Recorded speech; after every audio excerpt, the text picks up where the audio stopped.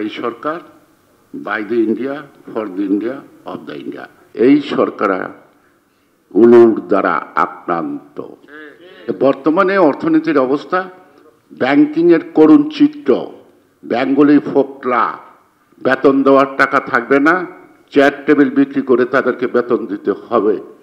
সুতরাং এই ব্যাংক পাড়া যেখানে টাকা মানুষের জমা থাকে, সেই পাড়াতে যদি এই অবস্থা হয়, বাংলাদেশের রাজনীতিতে হাসিনা যাবে না, যাবে, যেতেই হবে। ভারত পারবে না রাখতে। কেন?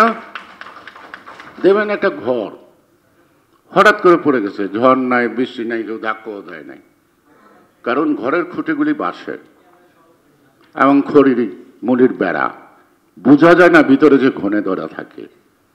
হঠাৎ করে একটু টাচ পুলের ঘরটা ভেঙে পড়ে যায়, সবাই কি হলো, পরে দেখে যে উলুতে একেবারে সব চুরচুরা। সুতরাং এই সরকার উলুর দ্বারা আক্রান্ত। অর্থনীতি যেখানে থাকে না ঠিক, দেশের অবস্থা যেখানে অবস্থা, সেখানে দেখেন ফট করে ঘরটা পড়ে গেছে, আরে কি রে, কি কেন, কি হইলো, ওই ঝড় নাই তুফান নাই, ওকে পড়তেই হবে, ও টিকে থাকতে পারবে না।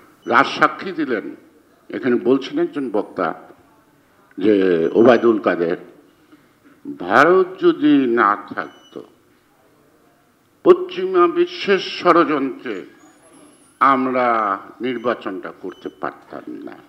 এইভাবে না, তাহলে রাজ সাক্ষী তো বলছে ভারত ব্যতীত ওদের আর কোনো সম্বল নাই, নাই। তো সুতরাং গণতন্ত্র by the people, for the people, of the people, আর এই সরকার by the India, for the India, of the India.